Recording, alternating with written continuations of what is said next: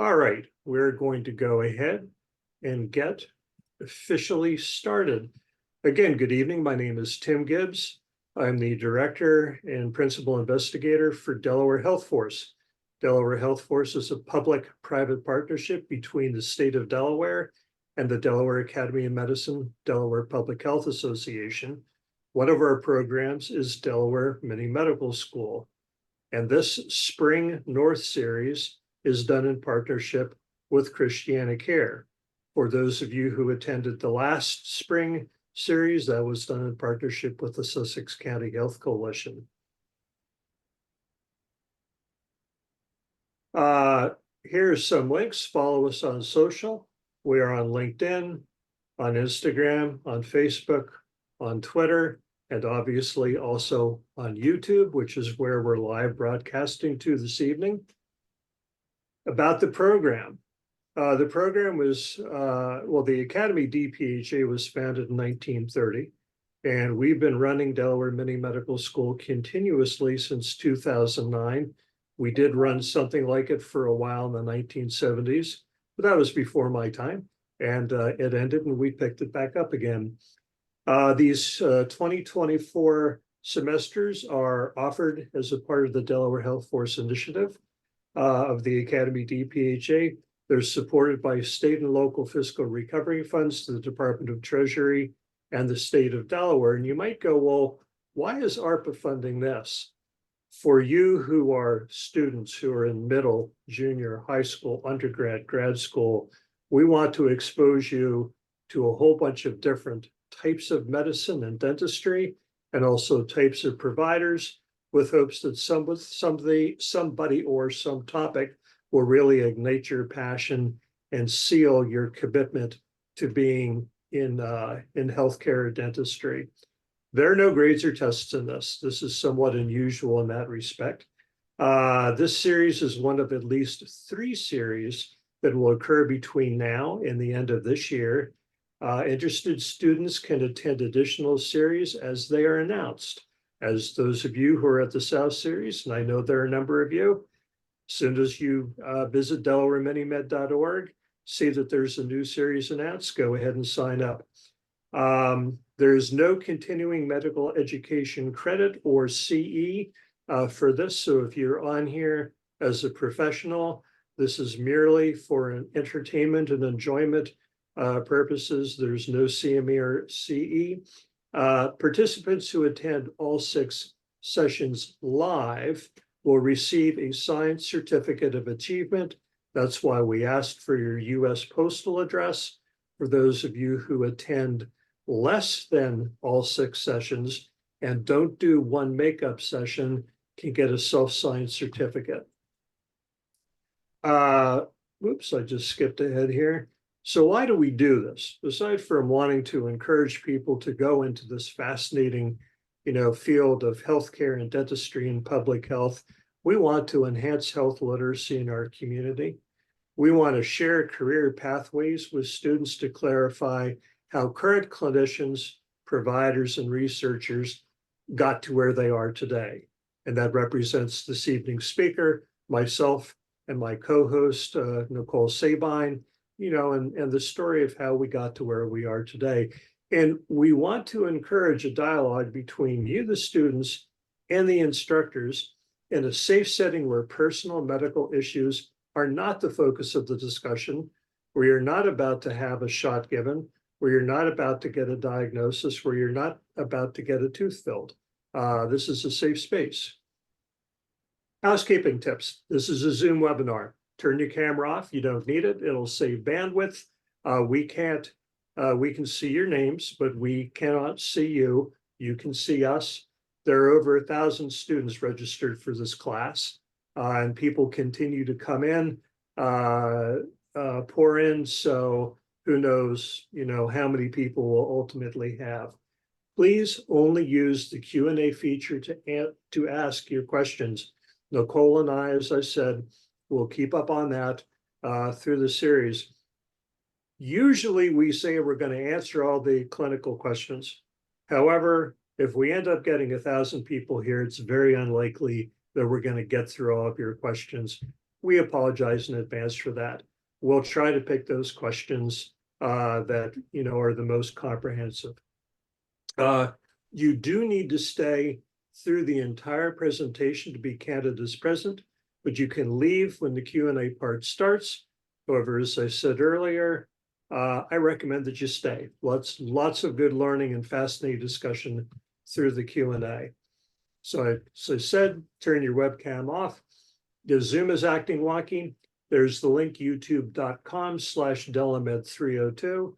I can see that we're live broadcasting now. Make certain that you send an email to tgibbs@delamed.org if you're going to view through YouTube. That's the only way we'll know that you're watching. For everyone else, as I said, you used your link to log in. The system has logged you in. So there's a new thing since last year, Delaware Youth Medical Academy. Let me break it down for you. This is also online, by the way, at delawareminimed.org.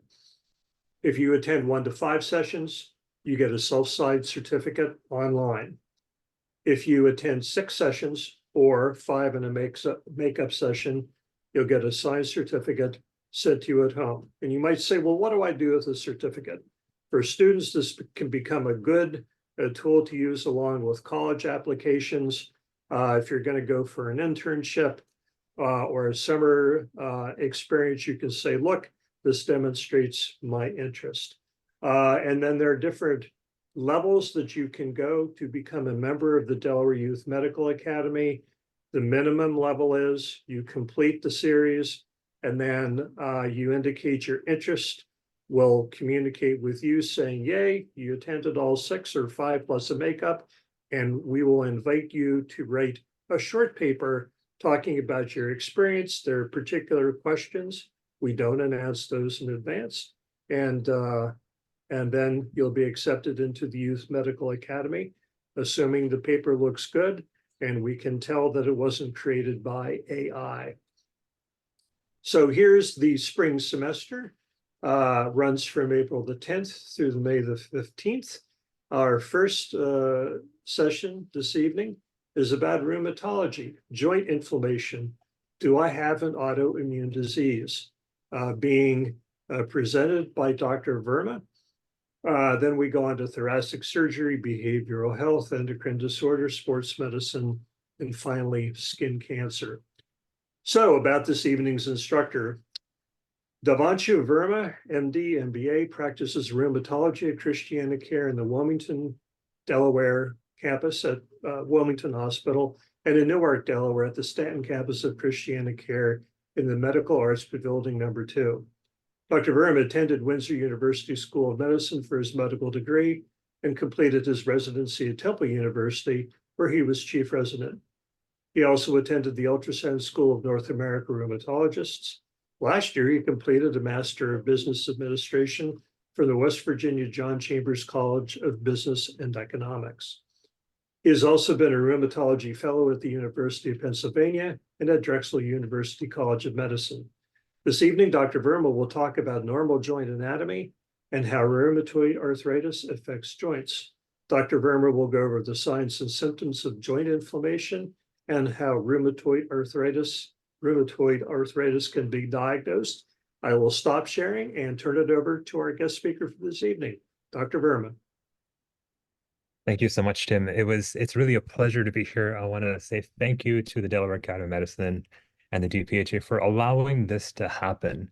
And I want to actually echo something that Tim said, and which I think was the most extremely important. And what Tim said, the word that Tim used specifically was ignite your passion.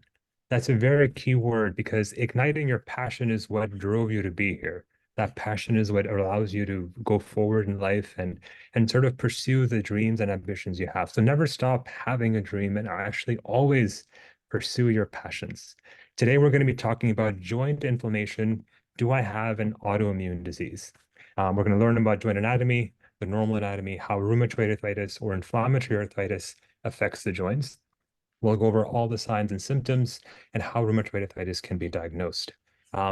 Understanding that we have a wide audience and there may be students, there may be patients, there may be public from all paths of life.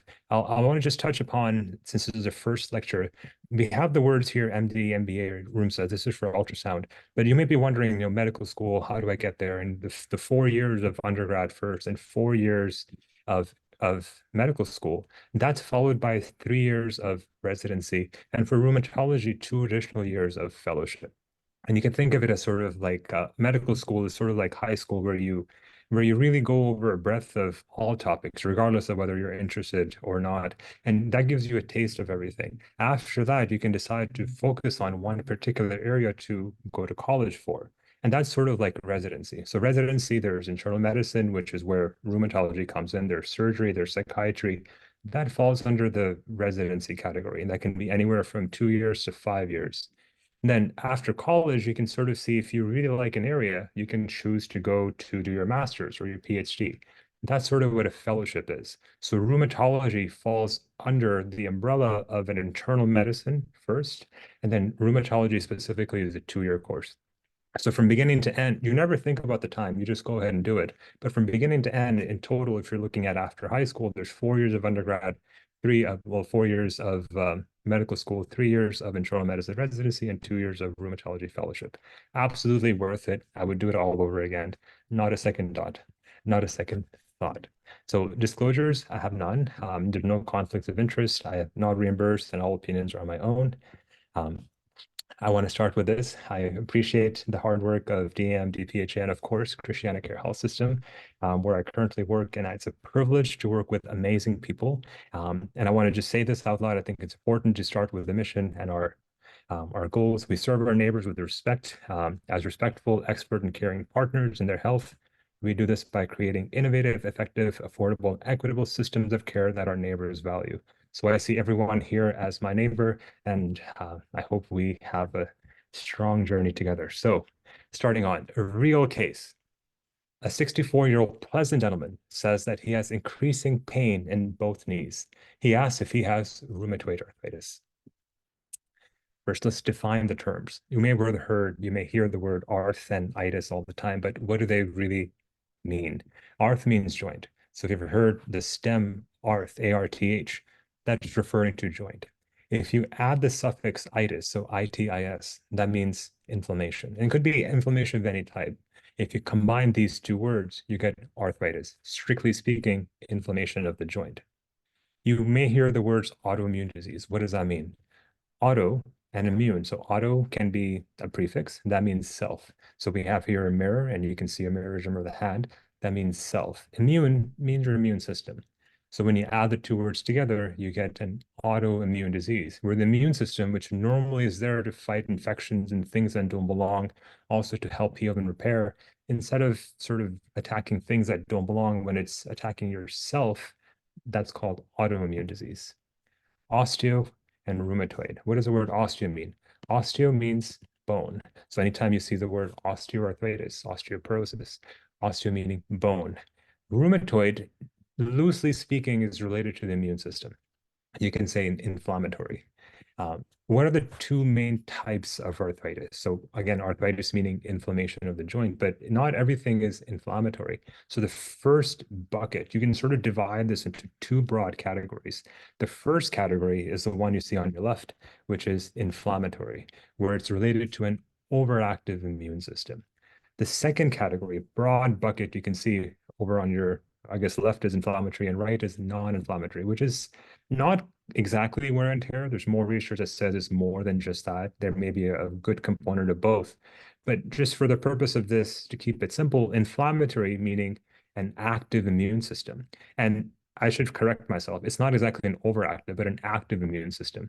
And immune system and inflammation is not a bad thing. I want to clarify a misconception is that a lot of people think when you have inflammation, it's a bad thing, but you wouldn't be alive without our immune system. It's from the moment we're born, we're always protecting ourselves from infections. And the inflammation is just the way that the immune system works. So the immune system is active, it works through inflammation. And we want that. We want that to be able to protect ourselves. What we don't want is to be attacking ourselves, and that's the autoimmune part. Non-inflammatory is where it's more mechanical, fall, fractures, trauma, anything that is not triggered or driven by an active slash in an overactive immune system. So just remember these two words. If you ever have any joint symptoms, the first step of any primary care rheumatology, anyone you see or ask, is it an inflammatory type or a non-inflammatory type? So how do you know? That is a very important question. How do you know? Is there ways to tell? So their symptoms are usually sufficient and for the most part very helpful. And you can divide based on stiffness, swelling, and range of motion.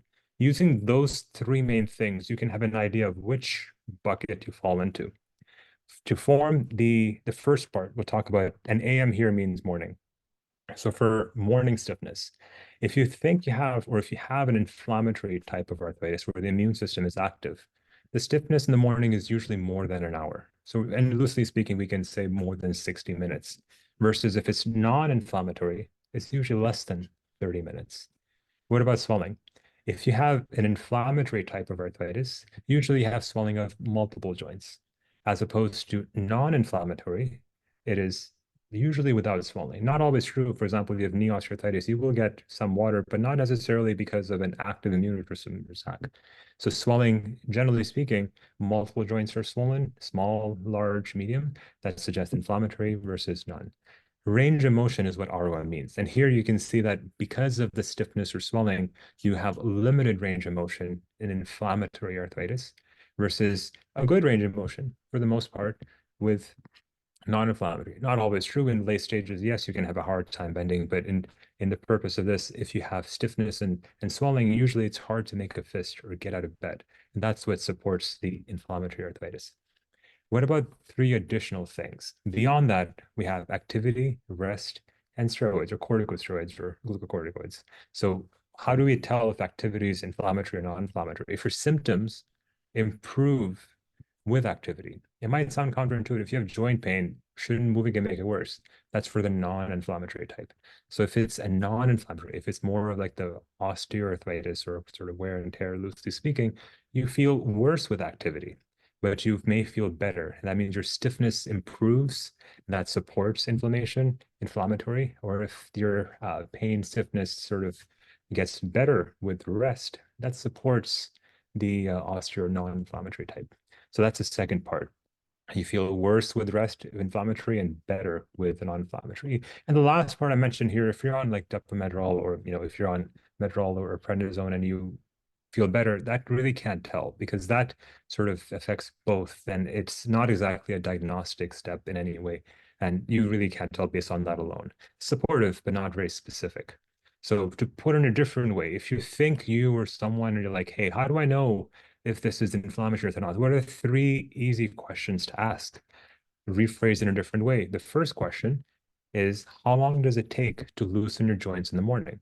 This might be something your family doctor or someone you see in the clinic may ask you. And that's a first question is very helpful because if it's more than 60 minutes, it supports the inflammatory type. If it's less than 30 minutes, generally speaking, non-inflammatory. The second question is, do you have swelling of any joints? If you have swelling of multiple joints all over your hands, your feet, your knees, elbows, shoulders, then that suggests an inflammatory type. If it's not, then you say non-inflammatory is more likely. And lastly, do you feel better with activity or worse with activity? If you feel better with activity, you can say it's the inflammatory type. If you feel worse with activity, maybe it is the non-inflammatory osteoarthritis type. So those three questions are easy first, and you can ask them to anybody who says to have joint pain. How long does it take to loosen your joints? Do you have swelling? And is it better or worse with activity?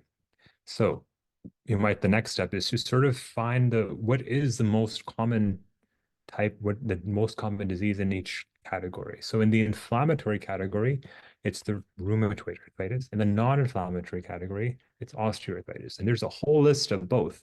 But for the interest of our introductory talk, I'm going to limit it to these main types. And I'm going to put rheumatoid arthritis as sort of the classic inflammatory arthritis and osteoarthritis as the classic non-inflammatory arthritis.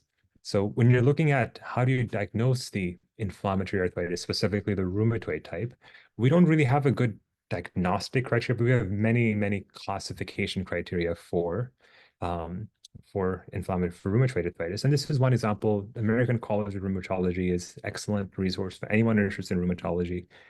This can be by moment. B is serology, and I'll go over that, acute phase reactants, and duration of symptoms. So I'm highlighting here two main things because this is what's going to come up over and over again.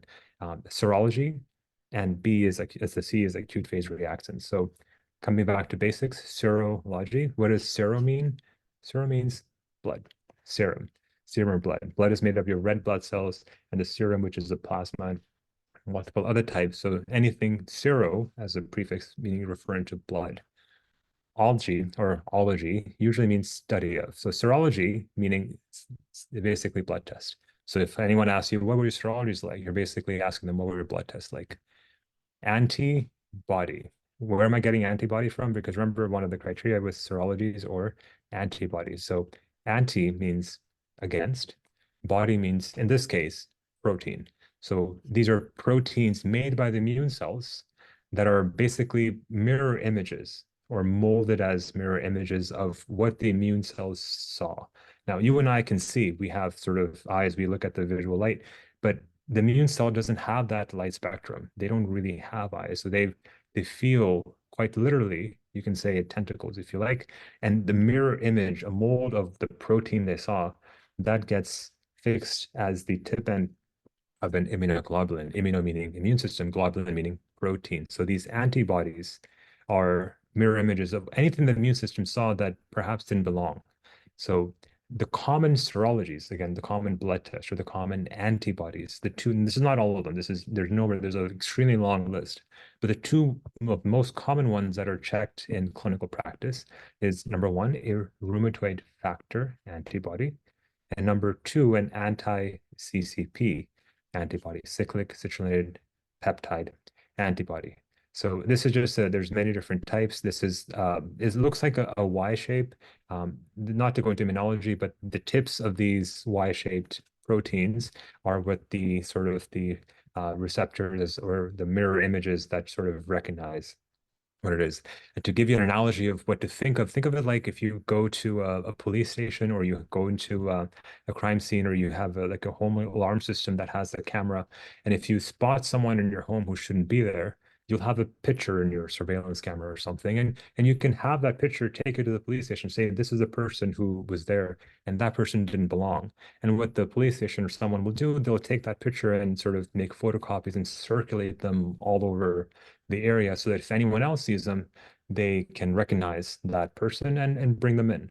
That picture or that photocopy or that circulating image, that's the antibody. So it just takes one snapshot, but you can replicate that snapshot and distribute it everywhere, which is why the antibody does not mean you have active disease per se, but it means that you've been encountered or you've seen that something. Almost like you, if you see someone's face, you're going to remember that face, even if you never see them again. Immune system's the same. Even though you've had a single encounter, maybe it's your first infection you've never seen before, but you'll remember that for the rest of your life, or as long as you have the antibodies, which may be decades. And the next time you have that similar exposure to the same infection, you may not even feel it because you have a memory that's saved in the form of a protein called antibody, which will sort of be circulating along your immune system. And when the time comes, it'll be ready. So are you born with these antibodies? You know, some people may be asking, well, if I have these antibodies, if I have, for example, if you go to, for whatever reason, you had your blood test for these two things, if one of these two is positive, were you born with them? The answer lies in your immune system. And to understand that, we should divide and learn about the types of immunity. So type one and two broad categories. First is the innate immunity. This is what you're born with. These are the natural defenses that from the moment you're born, you didn't have to be exposed to something to learn it. You have bacteria all around us. We have spores and we have viruses all around us, but our immune system sort of has these built-in gene-encoded defenses, which could be something as simple as your skin. You know, it's a barrier. It could be something as simple as your tears. They have a lot of proteins that help protect you against a lot of dust and floating things. So we have these in the red circle are sort of your things you're encoded with. The adaptive or humoral response, that's the second type, or the humoral immunity or adaptive immunity. That's not what you're born with. This is something you learn over time. That's your B and T cells and more. But this is sort of the two broad categories. So if anyone tells you antibodies. When you're checking for antibodies, you're checking your blood for a lot of these blood tests. Usually you're checking for autoimmune diseases. So when you hear the word autoinflammatory diseases and autoimmune diseases, they're not the same thing. Autoinflammatory diseases are issues related to the innate immune system, stuff that is sort of almost like these cells, the neutrophils, what they're programmed. If you see something, they should clear it. Once the clearance is gone, they should stop. But if there's a defect in the receptor or the gene, they start, but they don't stop. And it's a cycle of inflammation that doesn't stop. Fevers, rashes, ulcers, things that are usually common in kids, but also later in life. Versus autoimmune diseases take time and exposure, but it's not something you have to be exposed to. There's a combination of things. So the analogy of an autoimmune disease is your roommate got into a car accident requiring plastic surgery because of facial burns. And then you call the police when they enter the house because you think they're an intruder. Now, they were at deep inside, they're still your roommate. They've been to the house, they have the key, but because of the accident or the burn, or the surgery, you don't recognize them that way. So it's the same person inside, but on the outside, they look a little different. So to you, they look like foreign. So now you see that picture, and to you, that's activating your immune or defenses. And that's the same thing what the immune system does. So to answer the question a little bit more specific, are you born with these antibodies? You're born with these blood tests that come back abnormal if you have joint pain. It's due to post-translational modifications triggered by triggering autoantibody production. So these post-translational modifications, if this is going overhead, it's fine, but just for our students out there, things that these are the proteins A's which you're born with, but due to things that are stressed the neutrophils and bacteria and infections, it activates this PAD enzyme, which converts this amino acids to citrulline, and that is what we call citrullination. That is what the body has not been exposed to. So this is sort of like your roommate, they're fine, and now they have the surgery and they look different, and you're like, who are you? The immune system does the same thing, it's like, who are you? And therefore you have a rheumatoid or this anti-CCP antibody. This is a different sort of a citrullination or carbamylation. We have a different smoking, kidney disease, and inflammation in different areas, which is why we say smoking has a risk factor for rheumatoid arthritis because of the potential to activate some of these proteins that sort of change your protein that you're born with to make them look different and therefore trigger an immune response. There's a lot of these antibodies, but the antibodies are sort of, and the symptoms of rheumatoid arthritis are sort of like there's follow a spectrum. So not everyone sort of has no disease and has disease. It's not such black and white. There's often a very long spectrum, starting all the way to your left to being healthy, but at risk, where you have no symptoms whatsoever. You may have some genetic susceptibility, some HLA changes. You may have some childhood infections or things that sort of put you at risk, but from all practical purposes, you're totally fine. You feel fine. There's really nothing happening. And then you have the pre-symptomatic phase. This is where you may be, like, for example, exposed to your new infections, your microbiome in the nose or your gut, some lifestyle environmental factors, smoking, diet, contraceptive, and many different phases. And then we have this expansion. So that thing becomes more and more active. And then you transition to become symptomatic. So this is the autoimmunity sort of beginning phases. And then it's not until later where you sort of peak, where you reach the tip of the iceberg, where you present with symptoms to your family doctor, right? Or to your primary care. You're looking at that sort of symptom of swelling, stiffness, limited range of motion. I hurt, I have a hard time doing things. I'm so swollen, I can't make a fist. That's the tip, but you've had a long sort of period of preclinical disease before that got there. So when you check for your blood tests and they're positive, does that mean you have active disease? And I want to repeat that question because do positive tests mean active disease? It sounds like a simple question, but it's in fact one that comes up all the time in clinical practice because having a positive blood test doesn't really mean you have symptoms. In fact, you can do your blood test for this and in research and whatnot and see that you may have these positive, but you may not actually have disease for years, decades, or not at all. So this was a study done time and years on your bottom and then percentage of positive samples. You see the CCP is the one in this maroon color square. And you can see how as far back as 14 years. So that means you can have a positive blood test for up to, a decade, decade and a half before you develop any symptoms. This is a different way of looking at the rheumatoid factor here. This is a different antibody. You can see how it goes back 20 years and the positive samples. So of course, at the time of diagnosis, you look back and you say, well, how many of these patients had this positive antibody as a part of the study and then didn't have any symptoms? And you can see it goes back years and decades. So having a positive test does not mean you have the disease. It just means that a positive test. But this is what becomes more relevant. So likelihood ratio is the probability of a positive test in someone with the disease, in this case, rheumatoid arthritis, and probability of a positive test without the disease in someone who does not have rheumatoid arthritis. And you can put the probability as if it's the higher the number, the more the probability of someone truly with the disease of likelihood. And the probability, if it's less than one, approaching zero, the lower the probability of doing so. And the general rule, we say 2, 5, and 10. 10 is like 45%, 5 is 30%, 15. But generally speaking, the higher the likelihood ratio, the greater the probability of the disease in the future. So this is the rheumatoid arthritis likelihood ratio based on serologies. And to put it in sort of a different arrow, you can see that the more positive antibody you have, if both are positive, that's a much higher likelihood ratio compared to if only one is positive. This is a very convoluted picture, so I've simplified it in this diagram. So in here, you can see on the top is a rheumatoid factor antibody. This is on your left, an anti-CCP antibody. The two most common tests. On the green is if both of them are negative. So the likelihood ratio for rheumatoid arthritis, if you have both negative rheumatoid factor and a CCP, is 0.3, which if you go back to the ratio is coming right about here. It's like a decreased probability of having it in simple terms. The opposite is quite dramatic. So if you have both rheumatoid factor and anti-CCP positive, especially at high titers, your likelihood ratio is above 40. That's a pretty high probability of doing so. But again, does not mean you have active disease, but the probability, maybe yours. It's sort of in the middle. Well, if you have only rheumatoid factor positive, it's slightly higher. If it's CCP, it's slightly higher than that. It's a little bit more specific. But generally, if you had to, choose something, to remember something, if both are positive, that's the highest. If both are negative, it's somewhat helpful. It doesn't rule it out, but it's helpful. So to ask the question a different way, if you're someone who is here, if I have negative rheumatoid arthritis blood test, does that mean I don't have rheumatoid arthritis? If I have both of blood tests positive, does that mean I have rheumatoid arthritis? All right.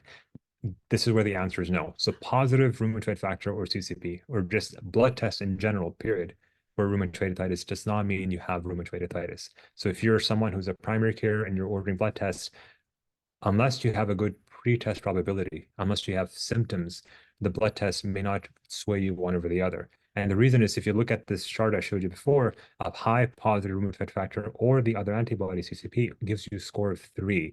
But the diagnosis sort of requires a score of 6 or greater. So just alone having this, it's not going to make that 6 number in strictly speaking. But the opposite is also true. If you have multiple joints that are swollen for longer than 6 weeks, you don't need the antibodies at all, right? A lot of times you actually can make a diagnosis of rheumatoid arthritis without any blood test. So inflammatory arthritis based on swelling, stiffness, range of motion, if you have multiple joints, large and small, swollen for longer than 6 weeks, and we say 6 weeks because that's sort of the cutoff. You can have reactive arthritis and some of the short-lived, which are not actually autoimmune, but more of an active, appropriate immune response. But if it's persistent, if it's going beyond what we expected for a normal response, then you say, okay, this is a chronic active inflammatory or rheumatoid arthritis. So which questions do you ask? How long does it take to loosen your joints in the morning?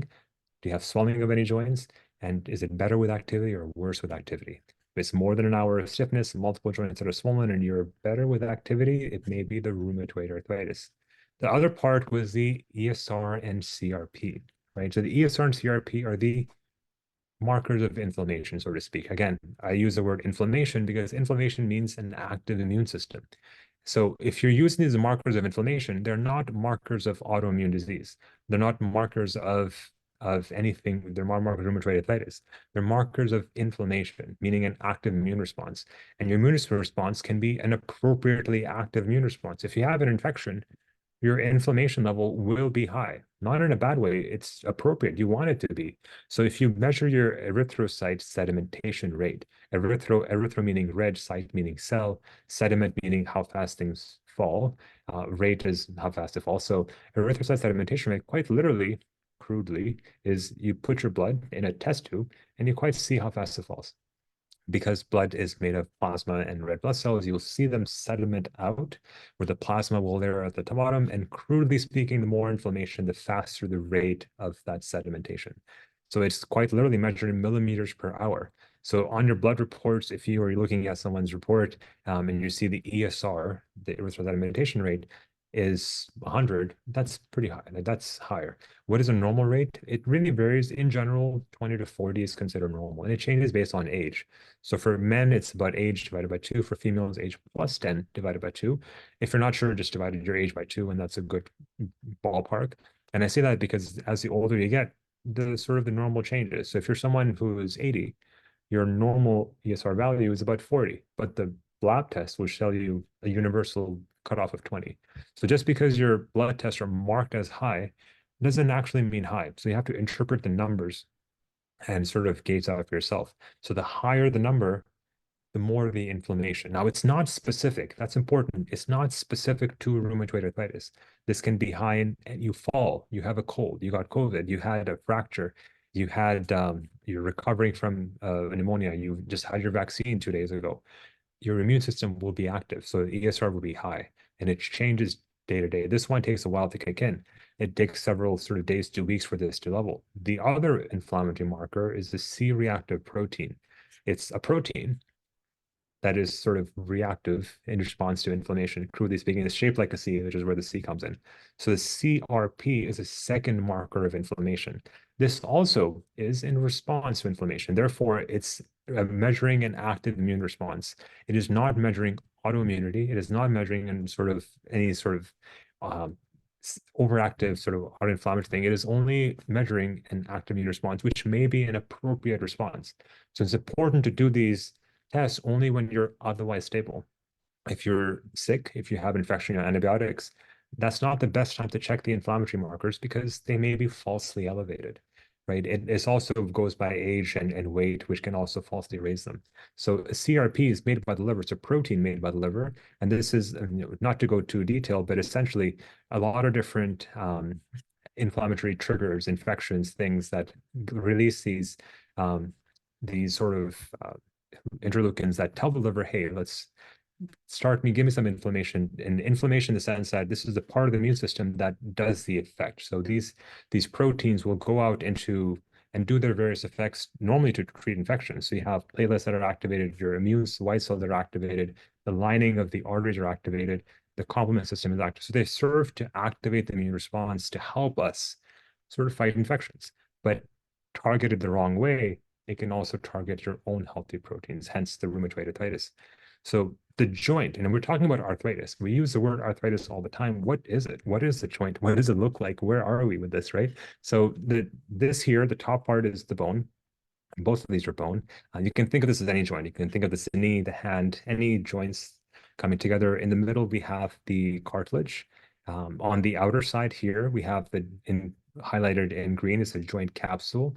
On the outside with synovial lining in the middle. That's a keyword, synovial lining. Synovial lining. The blue is the bursa. Bursa is, think of this like a balloon bursa. Balloon that's a little bit, it has like sort of rolls off to help you not rub with friction against the edges. We have the muscle over here. We have the tendons. So again, what are the difference between tendons and ligaments? Ligaments connect bone to bone. Tendons connect muscle to bone. So we have the muscle that becomes the tendon and inserts into the bone. At the point where it inserts, we call that entheses. At the point, and that's an important word too, not for rheumatoid, but other things. So entheses, if you combine the word itis, enthesitis is seen in other types of autoimmune arthritis. And here we have a ligament connecting bone to bone. So muscles connecting your tendons, so tendons connect the muscle to bone. And the reason that's important is because if you have a weak capsule, your joint may be unstable, instability, and that can be improved with physical therapy, which is why we say if you strengthen your muscles and you have good muscle bulk, you will have stronger tendons, which are a part of the joint capsule. It makes everything tighter and more stable, which makes it less painful in the long run, right? So defining terms. Remember how it says synovial lining? Sino means synovial lining, which is a lining that lines the inside of the joint, and that's what makes your synovial fluid, the water inside the knee. You always have a little bit as a lubricant, or any joint. Itis meaning inflammation. So synovitis means inflammation of the synovial lining. Rheumatoid versus OA. So on this side we have normal, we have the bones, we have the cartilage in the middle, we have a normal synovial lining and a normal capsule on the outside. In the middle, we have the osteoarthritis, osteo meaning bone, right? Osteoarthritis. So here we have the sort of the wear and tear. I don't like saying that wear and tear too much. And I'm sure decades from now, you'll look back at this and think to ourselves, what were we thinking? But as of just to keep things simple, you see this synovial lining is normal, but the cartilage has been worn out or degenerative, hence the degeneration of the cartilage. We can say degenerative disc disease is a similar process. On the right here, we have the rheumatoid, where the cartilage relatively maybe maintained, but the thickening of the synovial lining, because that's where your immune response is active. That's where the inflammation is happening. And the cardinal signs of inflammation are warmth, redness, tenderness, pain, the whole swelling, which you see here are signs of an active immune response in a joint. So how do you tell one from apart and where the different locations? You can tell by many different ways. Hands are actually very helpful. Hands are very helpful. So osteoarthritis versus rheumatoid, which is same as saying non-inflammatory versus inflammatory. In the blue are the joints where you expect to have non-inflammatory arthritis. In the red are where you expect to have inflammatory arthritis. And they can be an overlap, but generally speaking, this is very helpful if you're starting out. And in the blue and here, you're looking at the tips of your fingers. I won't go into the anatomy of it. It can get confusing, but in general, you can think of your knuckles. That's a classic area for rheumatoid arthritis, and osteoarthritis does not happen there. Your wrist is a rheumatoid arthritis place, and your osteo does not usually happen there, with the exception of the base of the thumb. This is a very common area for the wear and tear, and the tips of the fingers, the joints right below the nails, that's the DIP joints. That's where you have osteoarthritis. So wear and tear, tips of the fingers, osteoarthritis, rheumatoid arthritis, knuckles and wrist, generally speaking. So that's where your distribution can be helpful, supportive. Now, you could say it's not just for OA and RA. So reading the hands, if you just come into the clinic, and this is why we say in rheumatology, physical exam is very helpful, sometimes much more helpful than anything else combined, is just by looking at the hands, you can have a very good idea of, and just by looking first glance, you can see if someone has rheumatoid, osteo, psoriatic, pseudogout, gout, reactive arthritis, diabetic neuropathy. So here I'll just focus on the hands. Primary osteoarthritis, here you can see the tips of the fingers involved along with the base of the thumb. In rheumatoid, you can see the knuckles and the middle parts of the wrist. In psoriatic arthritis, it's also the tips, but also the whole finger. So you can see like the entire sausage-like digit is swollen. In pseudogout, you have narrowing of the knuckles, and then in gout, it's more of just like the wrist and scattered areas. The big toe is the most common one. So how do you tell them on an X-ray? This is an X-ray of a knee, for example. This is the top bone, the bottom bone. This is the kneecap in the middle, and it's empty space, but it's not actually empty space. The X-rays just only see bone and they go through the cartilage. So this empty space is not actually empty. The bones are not floating. There's a cartilage there, and there's a capsule and tendons and muscles, but the X-rays are really good at looking at bone. So this is the normal looking knee X-ray. In osteoarthritis, you see the narrowing, right? You see the narrowing. So we see the osteophyte. Again, you see the word osteo, meaning bone. Phyte means growth. So a growth of bone at the edge, you see that sharp edge, and then you have the reduced joint space, for the joint space narrowing, but it's asymmetric. Notice how the outer half, this is your fibula, you notice the outer half still has a good joint space, but the inside is narrower. That may be because of some angle and more stress is on this side, but osteoarthritis is, in this case, there's more stress or wear and tear on the middle half than the outer half. Versus rheumatoid is more symmetric. Now, this could also be osteoarthritis too, yeah, fine. But the point being is that it's more of, it's not a wear and tear process, it's more of an active inflammation, which does not favor one half over the other. It should be both. That's why it's symmetric narrowing versus asymmetric. It's a clue. It's not universal, but it's a good clue to have. So normal hand X-ray looks like this. So it's almost like my hand is like here, and you put it on the screen. And then if you can see my cursor, this is your wrist bone. Yeah, your wrist is made of multiple smaller joints. This is your knuckles. So over here, this is my mouse. This here in the middle are these middle joints. And then here at the tip are literally the tips. So this is what a normal hand X-ray looks like. This is just for a relative comparison, because as we go into rheumatoid arthritis, you can see the difference. On the right, we have a picture of someone who has swollen, again, knuckles. And you notice here how there's quite marked narrowing of the MCP joint, along with some erosions. Erosions meaning the bone themselves have eroded away.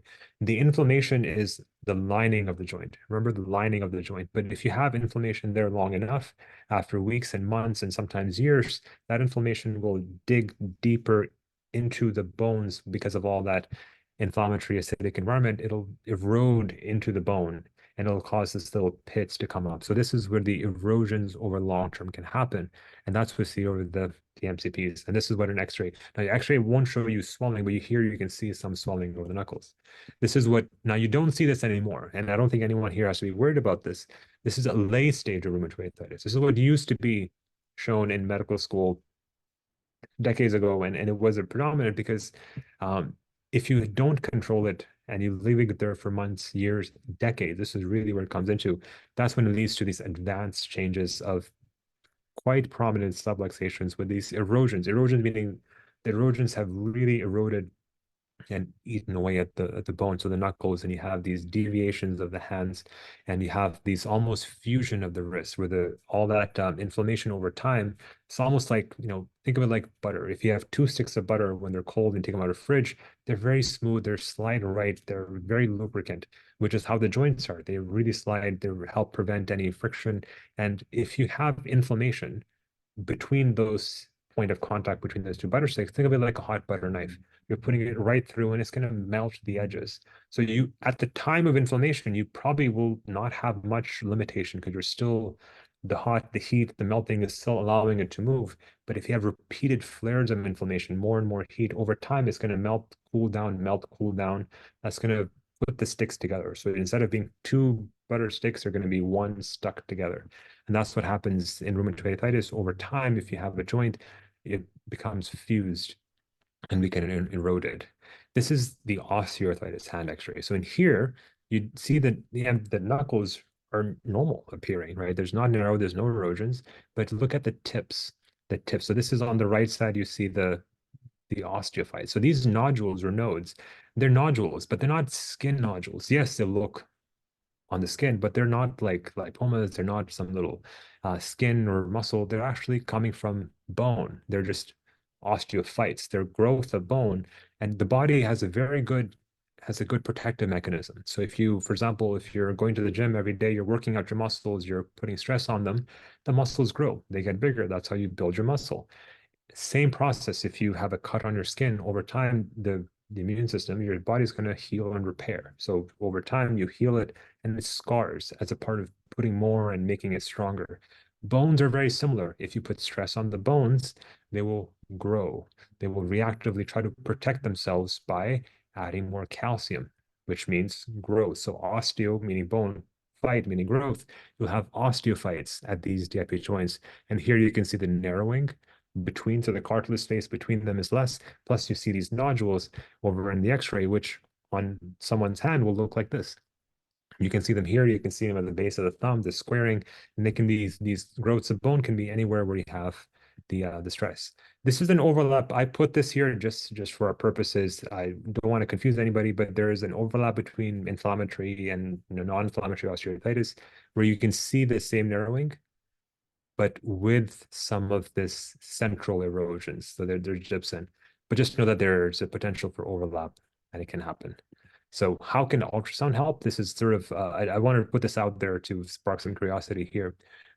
We can see that the probes here, these probes come in different shapes and sizes, and they help us look deeper than the skin. They help us, when you're looking at your hand, you can see if there's swelling on the inside, if the bones are big, if there's any inflammation or synovitis. So I want to point the word synovitis because that's a hallmark feature of inflammation. That's when you go to a rheumatologist or a family doctor, you're looking and they're pressing on the joint. You're pressing on it because you want to feel the edges of the bone. If you can feel the edges of the bone, that's pretty good. That means the bones are close, there's not much swelling there. But if you cannot feel the edge of the bone, that tells you there's a clue that may be swelling. But the ultrasound helps you see deeper, and you can tell if there is synovitis, inflammation of the lining of the joint, and you can grade it. This is grade 1, meaning you have the different bone. And imagine an imaginary line between this point and that point. If you have inflammation or the synovial thickening, you will see it bulge up. Grade 2 is if it bulges up beyond that imaginary line.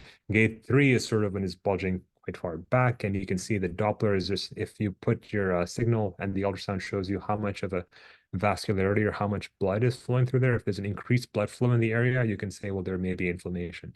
Because a part of inflammation is recruiting more help.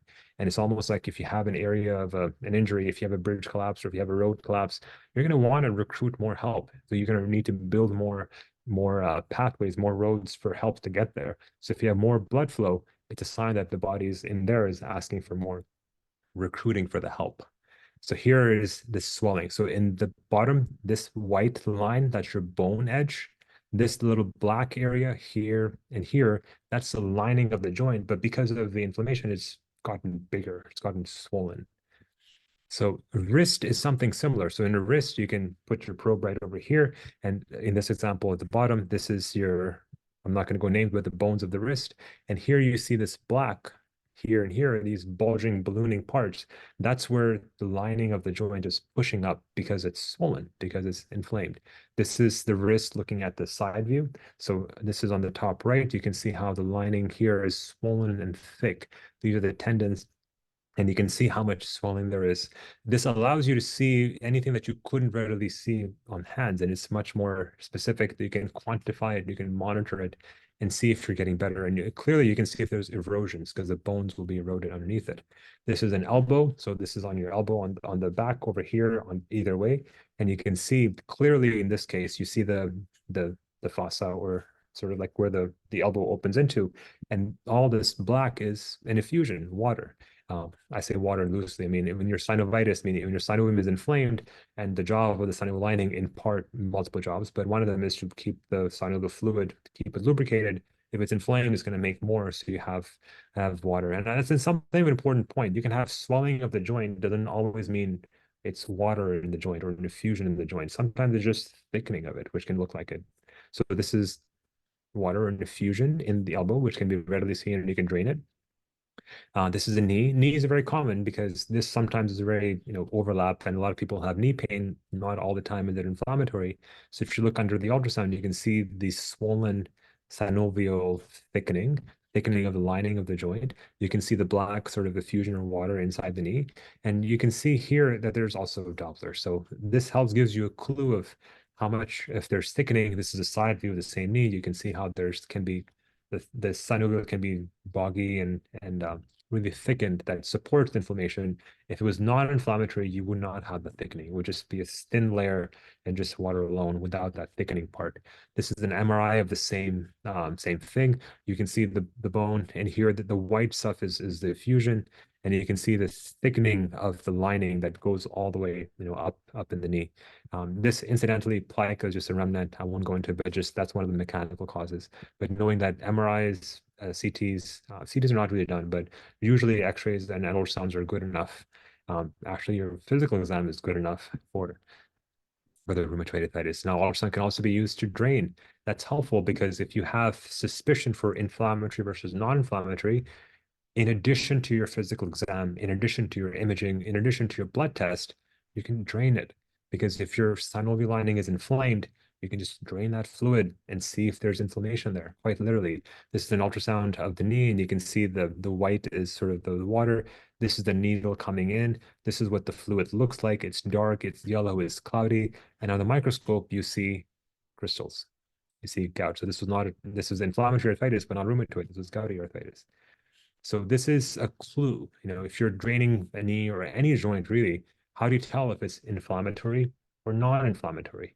These are some of the sort of different phases. So normal inflammatory versus a fully inflammatory, you can see based off of color, thickening, and then the immune cells that are there. That's the WBC. It's the white blood cell count. In general, because inflammation is related to the immune system and immune cells, the more immune cells you have, the more white blood cells you have, the more suspicious of inflammatory type.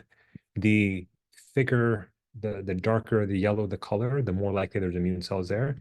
And that's more inflammatory. And the thicker it is, generally speaking, you want to be, it's a mixed bag, but generally speaking, viscosity can be very variable. And here we're going to look at just as a picture. You can see how normal fluid, this is quite extreme, but it's very clear. Non-inflammatory is a light yellow. Inflammatories are darker, cloudy yellow. Septic is extreme. It's the most inflammatory we can probably will go up to, and that's where you can see the pus coming into it and bleeding, which you just see blood on there. So looking at this on the microscope and staying in the lab and seeing how many white blood cells you have. Generally speaking, if it's more than 2,000, it's suspicious. Less than 2,000 is reassuring. But the more likely. But you can have a normal lab. Inflammatory does not differentiate infectious from autoimmune. So if you have a high white blood cell count, and if it's one joint or very small number, you should always rule out infection. And altered causes of inflammation. So gout is also inflammatory. This is what the crystals will look like. Again, with you drain whatever, whether it's the wrist, the knee, the ankle.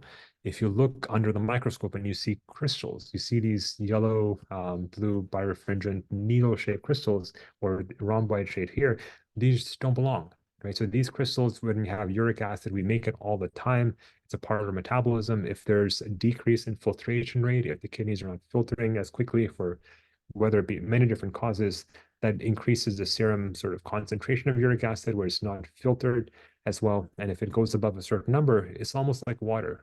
Uric acid is quite literally like water where it just dissolves in the blood and it flows right away. But if you put water in the freezer, it crystallizes, or like water in the winter, rain becomes snow. So in uric acid, when the concentration is too high, the soluble becomes crystal, which gets stuck in the joints, in the acidic environments, in the toes, distally. So you have feet, ankle, whatnot, and that can go up further. But if you look under the microscope of the joint that's inflamed, so it's inflammatory, but you'll see crystals as opposed to the rheumatoid big picture, and you won't see them. So this is supportive of gout and different crystal arthritis. On the X-ray, you can see the erosion. So we have a narrowing of the joint. You see the swelling, but you see the erosion here. And that's a little bit different because the erosions on rheumatoid look a little bit different. Here we have like the rat bite sort of there where we have in here like the marginal erosion. So they're different. Now you can have pseudo rheumatoid arthritis, right? Pseudo defining it means like. So pseudoscience is like science. Pseudo rheumatoid is like rheumatoid, but not exactly. CPPD stands for calcium pyrophosphate deposition. So when someone says CPPD disease, they're talking about calcium pyrophosphate. Again, this is a crystal as well. So in this case, the CPPD can mimic rheumatoid arthritis. And on X-rays, you'll see literally, in simple terms, calcium within the cartilage. Within the cartilage. That's important because you should not have calcium within the cartilage. So in this X-ray, you see the top and the bottom bone. You see the cartilage in the middle. And you can see here this white line, the straight white line, that's sort of not a part of the bone. It's within the bone, which is where the cartilage is. And that's the chondrocalcinosis. Chondro meaning cartilage, calcinosis meaning calcium deposits. And here's a hip X-ray. You can see the ball of the hip. This is the socket of the hip. This white line in the middle, that's chondrocalcinosis. That is inflammatory, right? If you should not have calcium depositing inside the cartilage. Your immune system is going to see those calcium phosphate crystals, and then the calcium pyrophosphate crystals are going to cause an immune response. The immune cells clearly see this as something that doesn't belong. They're going to react to it. But is that an autoimmune disease? Auto meaning self. Is it an autoimmune disease? The answer is no, because you're not attacking yourself. It is an inflammatory response. Your immune system is active, but not active against yourself. It's active against these calcium phosphate crystals. But on the outside, it'll look the same because inflammation is inflammation from regardless of the cause. So in here, you'll have a similar swelling, stiffness, decreased range of motion. And your clues may be one, normal blood test, and B, x-rays where you see the chondrocalcinosis. So in the hands, the clues in the hands here is that in rheumatoid, you see erosion of the knuckles. In chondrocalcinosis, you see narrowing of the knuckles with these hook-like osteophytes or hook-like bone spurs, very sharp edges, just one clue. And this is a wrist. You can see the calcium white line within the wrist cartilage. So this is how, if you do x-rays in someone who you think may have rheumatoid and you see this, well, oh, it's pseudo-rheumatoid, like rheumatoid arthritis, because of the pseudo-gout. And treatment is very different because this is not an autoimmune disease. You will not have antibodies against your own joints and proteins, but your body is just trying to clear these crystals that are getting stuck inside the joints. But their attempt at clearing them is what causes the inflammation, which causes joint pain, swelling, and stiffness, right? So if we come and circle back to this case, this is how we started off with, right? A 64-year-old peasant gentleman says he has increasing pain in both knees, he rheumatoid arthritis, he attempted improved physical therapy, and he was diagnosed with osteoarthritis based on pain, swelling, um, stiffness, and limited motion. Now, I want to plug in the last case. Pain is very non-specific. So when anyone tells you there's pain in my joints, pain sort of anywhere in the body, pain is a very good sign for the body to tell you. It's a very good feedback mechanism, but it's not very helpful diagnostically because it can be very non-inflammatory to very inflammatory, and they cannot tell. So we try not to use pain is helpful to localize and ask more specific questions and target our workup, but it's not very helpful to tell one from the other. And if you only have pain without any swelling, without any stiffness, without any limited range of motion, it's a good in terms of it's less supportive of the inflammatory type. And if the other imaging lab tests are normal, it's reassuring that it's less likely to develop into the rheumatoid type. So that's the summary for here. I know we went over a lot. Some of it may have been quick, but I hope this was helpful. And I'm happy. I'm sure there were questions as I was coming along. I'm sorry I wasn't able to see it, the question answer as I was presenting, but I'm happy to take questions that may have come, anything that is there. I'm going to stop sharing my screen. I'm going to open it up. Tim, you have the floor. Yep, we have questions. All right, hold on for a second. Let me get myself organized here. All righty. Well, some of these questions came in, and now that I'm rereading, they don't quite have the same context as they did when you were speaking. Is hepatitis B also an inflammation problem that can contribute to other osteo or rheumatoid arthritis symptoms? Totally. And reactive arthritis is reactive to any immune trigger, quite literally. So hepatitis B, Hep C, HIV, a lot of viruses and bacteria included, they will, as they trigger the immune response to clear the infection, that can sort of, in simple words, spill over into other areas. So it is very common to get not just rheumatoid, but other types of autoimmune diseases. Other pathways of the immune system can become active. So it's a whole separate, in fact, it's a whole different chapter or category. It's very common to have hepatitis B and hepatitis C related, not just inflammatory arthritis, but just inflammatory organ involvement, so different autoimmune cases that are associated with not just hepatitis, but any virus, in fact. All right, so what about poison ivy, bee stings, mosquito bites? Absolutely. Great question. It's inflammatory. They are an activation of the immune response. But remember how I showed this slide about innate versus adaptive? Those are the things that you are born with. So that's your natural, like allergy and immunology. They deal with the autoinflammatory. That's an activate. So that is inflammatory. Absolutely. And that can sometimes mimic joint pain swelling, but that is not the usually you don't see arthritis, you can, but bee stings, contact allergies, medication allergies, seasonal allergies, they're all activated immune responses, but they're the innate immune responses, and it's an appropriate response. So generally, that's all immunology does. That's a great question because in the entire field, it's actually a fellowship. Allergy and immunology is a thing itself. That's all they do. So there's commonly a very big overlap in rheumatology and immunology and allergy, where you have these like hives and urticaria and this vasculitis, inflammation of blood vessels that is as a result of what would be hives. And I take that a step further. It's normal that if you have a bee sting or bee, whatever allergic response, it's normal to have that and it goes away. The problem is when it doesn't go away.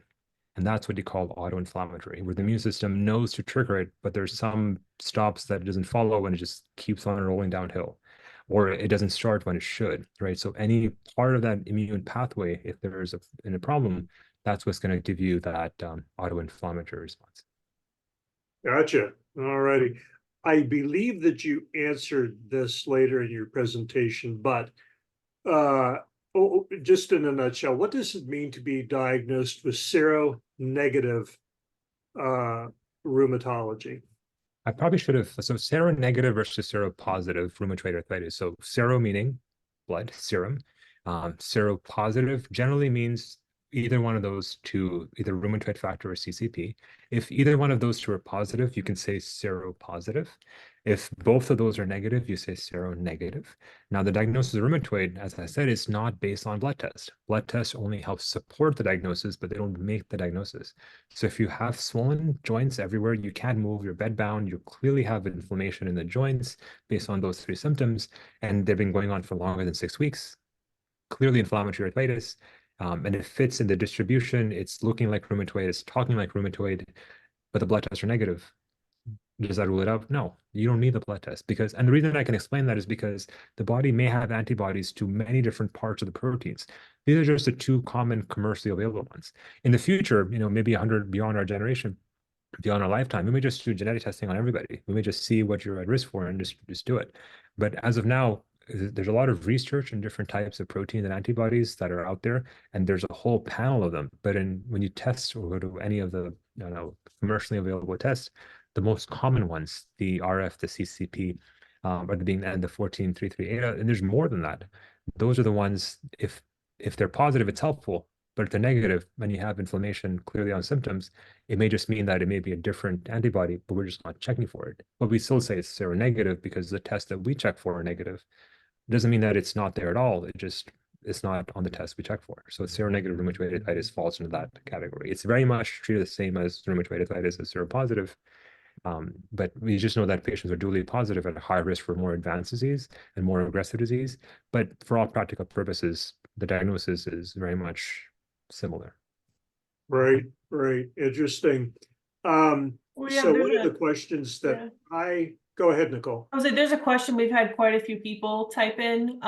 Can you have both osteo and rheumatoid arthritis at the same time? And if you can, how common is it and how do you treat it? Absolutely. It's a great question because it is quite common. Osteoarthritis, there's more and more research as we speak over the years, and it's a function of multiple things. Age is one of them, but it doesn't preclude the active inflammation. So if you have, for example, the wear and tear type of arthritis, which may happen, like, say you're whatever age you want to call it, and it's there in the background, and that's fine. That can be in the background. But then it's not, and that's the distribution will tell you that. You'll know if it's in the knees, you see the x-rays, you have joint replacement, it's fine. But if you have a different distribution that sort of comes up, and I didn't mention this, but the epidemiology of rheumatoid arthritis is sort of this bimodal where you have it in the 20s, 30s, and you also have it in 60s to 80s.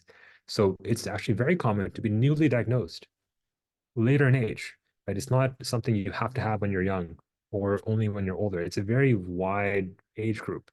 And it may be that over that time where you're preclinical, don't have any symptoms, that you have the osteoarthritis in the background that's happening, which is totally okay.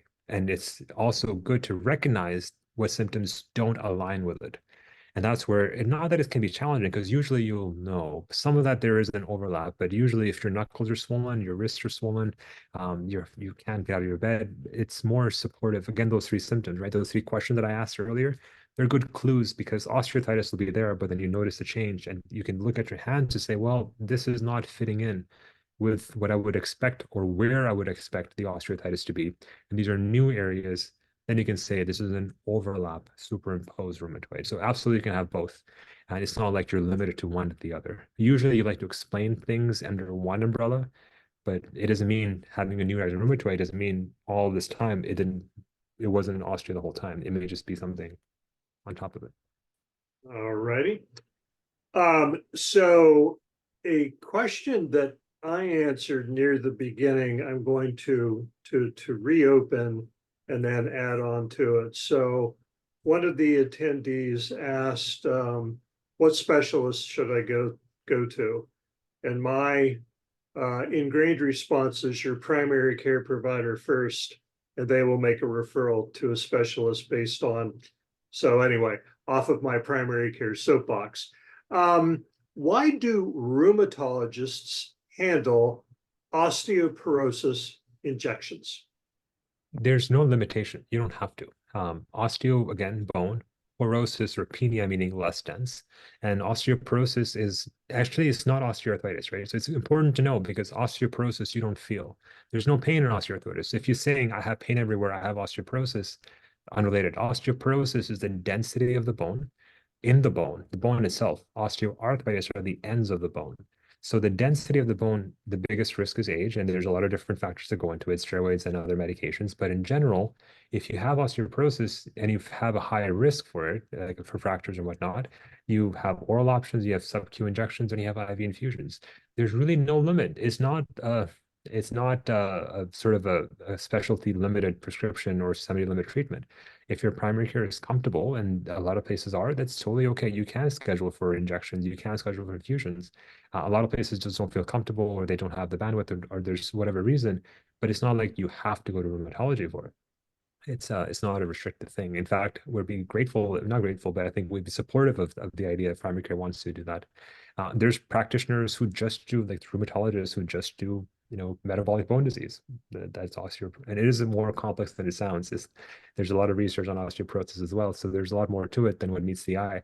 So yes, there's more up and coming things, but in general, at least the beginning part, there's nothing limiting primary care or anything outside of rheumatology to do it. All righty. Why do you feel better with activity and worse at rest with inflammatory type as well as what physiologically is going on in the body?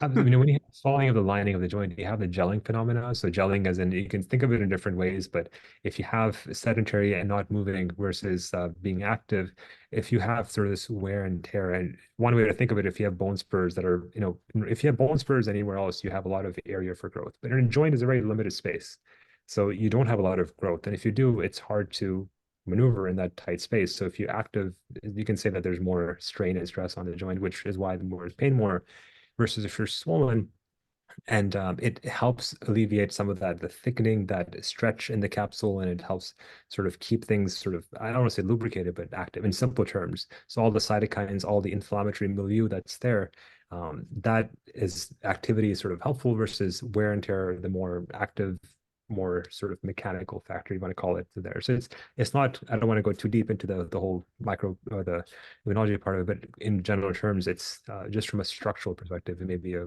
clue that's very supportive. Not universal, but it's helpful.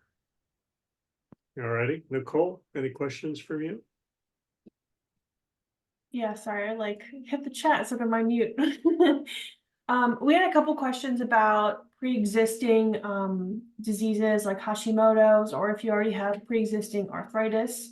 Are you at increased risk of developing rheumatoid arthritis or other forms of autoimmune inflammatory diseases? Usually say in general, like one autoimmune disease increases the risk for other autoimmune diseases, in general speaking. And Hashimoto's is one, it's a good example of another type. So Hashimoto's is immune response against your thyroid gland, but it's an activator. So technically that is an autoimmune disease, right? Auto meaning self, in this case, your thyroid gland, immune meaning your immune system attacking the thyroid gland. So autoimmune thyroid disease is just like autoimmune rheumatoid arthritis or autoimmune like multiple sclerosis or whatever. You can literally choose any protein of the body. And if you train your immune system to attack it, it's an autoimmune disease of that thing. Whether it's your nerves, your muscle, your eyes, your skin, your literally anything of the body that you're born with, you can react to. If you can make it, you can break it. So your immune system can be quite varied. And most time it's a very good balance. We take it for granted how lucky we are as humans to have a very robust immune system. And it is a remarkable thing, except when it doesn't, when it does things what it shouldn't be doing. So Hashimoto's is one, and it can give you false positive results. Like you probably, I think a good example here with the lupus test, the ANA test, the anti-nuclear antibodies, they're notoriously false positive in the public population. So population, like 10% of them false positive test. One of the contributing factors is if you have an autoimmune thyroid disease, your antibodies against the thyroid gland will cross-react and give you anti-nuclear antibodies. So it'll give you a sort of a, hey, you may have lupus, even though you don't, absolutely not. But Yep, happened to me actually. so that's where, so yes, it's possible to have one autoimmune disease that sort of goes, and the genetic plays come together. So if you have, for example, psoriasis, the psoriatic arthritis, the inflammatory bowel disease, the eye disease, the inflammation in the back tends to run together because of that HLA, the whole risk. So yes, there's a much more, slightly higher, not in everything, but in generally, if you have one autoimmune disease, it's a possibility that it can spill over or crossover based on genetic risk factors. All righty. I'm going to ask another sort of or do a double question here. Um, so the first part is, what kind of activity can cause stress on the hands, bones? And along with that, why don't we hear more about people with arthritis in their jaw? The TMJ or whatever, the TMJ arthritis, the temporomandibular joint arthritis, and activity in other areas. It's a great question that's why I said there's an overlap between wear and tear and autoimmune and inflammatory arthritis. It's not all wear and tear, because you might be wondering, well, why are my tips of my fingers stressed out? I'm not doing anything with them. Why are there bone spurs there? Why is there narrowing there? Am I doing, it's not like you were, doing this 100 times, for years and years. So there's some things that we don't understand. And I think that's where osteoarthritis is coming into play. It's not just wear and tear alone, and that's an oversimplification of it. So being sort of activity is one risk factor. And TMJ, you think of that, yes, it can be mechanical. It can be related to the use in some ways. So TMJ arthritis is common, but it's also common in autoimmune disease. So TMJ, just like the neck, it has a lining. It has a synovial lining. So the synovial lining there can be inflamed. And we do see that in kids quite commonly, actually. If you have juvenile rheumatoid arthritis, when you're diagnosed younger in age and you have inflammation of the TMJ joint, it'll prevent it from growing. That's why they have smaller jaws as they grow, the micronathia. But it's a sign that they've had TMJ arthritis from the rheumatoid arthritis growing older. It's not as common as you get older as a symptom. It can be, absolutely, yes. But there's also a big overlap with the osteoarthritis.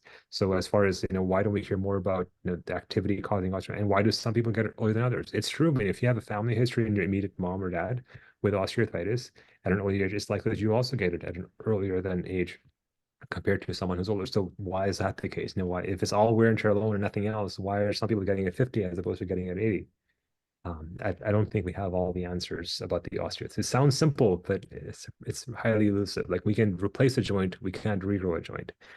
If you wear your cartilage out, there's no way to inject it, stem cells, whatnot. It hasn't really been effective yet. So there's more to it than in medicine. We're still on that learning curve and researching a lot about the osteoarthritis.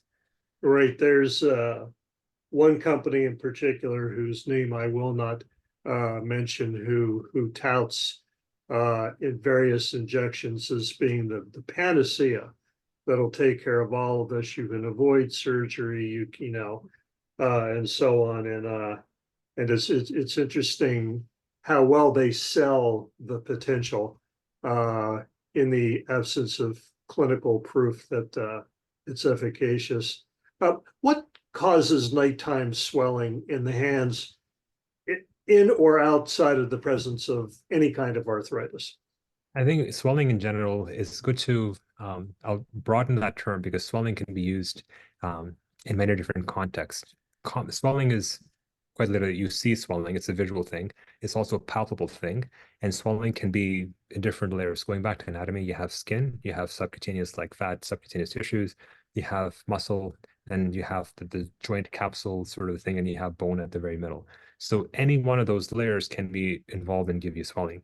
When you think of swelling, location is important. If it's swelling of your ankles and legs at the end of the day, it's probably just edema, or like the soft tissue swelling from either because of, blood pooling, the varicose veins, and they're both legs are swollen. You put your fingers on them, there's pits there. So that's swelling. That's leg swelling. That's ankle swelling. That's foot swelling, but not rheumatoid and not joint swelling. So joint swelling is different than swelling of the hand. And that's important, because if your whole hand is swollen and it's puffy, is it skin swelling or is it underlying joint swelling? Because joint swelling is specific for arthritis.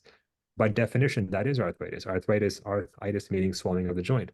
But if the swelling is of the whole hand or the arm or between joints where there is no joint, then where's that swelling coming from? So that may be the skin, the muscle, that's a variable. So there's a lot of different causes, whether it be lymphedema, whether it be just something blocking it, whether it be blood clots. I won't put the clot that much in there, but again, different causes. So there's very different. Swelling can be variable, but not all swelling is joint swelling. And that's where the physical exam is important to tease apart what is what. And if it's Right. not swelling, it may not be arthritis. And can just poor circulation cause swelling? I think we tend to simplify it. So poor circulation is a different way of saying, like the the varicose veins, or like, when you have at the end of the day, and that's a clue. If you have swelling at the end of the day, it's because you've been standing during the day, and it gets better in the morning because you've been lying in the morning and has had time to sort of go back up. So that's the poor circulation is, you can define it different. Peripheral arterial disease, when you have arterial disease because of the narrowing of the blood pressure, the thickening of the linings, the calcium being high, if you had a history of strokes and heart attacks, yes, you can have poor circulation, but not all poor circulation will cause fluid to not be able to gain back. Because the swelling is not because there's more or limited blood flowing there. Swelling is because blood is not being drained back.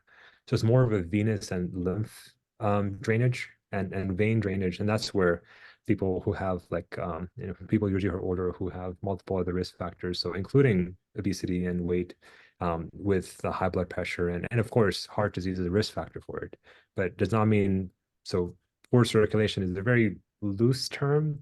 It's a very non-specific term. So technically, yes, a part of poor circulation, meaning poor drainage, not just poor circulation, can be, but not usually the inflammatory type. So, and usually if you have inflammation, it tends to be like inflammatory inflammation, inflammatory arthritis, it tends to be more localized as opposed to like the whole arm, whole hand.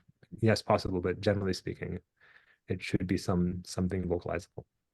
I must compliment you. That's one of the most brilliant explanations and responses to that question I've ever heard. Nicole, over to you. Is there a specific exposure that could cause RA, and could that apply for any autoimmune disease or just RA? I think absolutely. I think there's so much interest that you can go into it. So if anyone's interested in immunology, there's a field is ripe for research. We think we know a lot, and when we do, we've come a long way. But there's an infinite amount of knowledge that's left. I think we need to humble ourselves and what is out there, which is why research is so important. And the U.S. is one of the great places that invests a lot in research infrastructure. So part of the activation of the immune response is immune activation.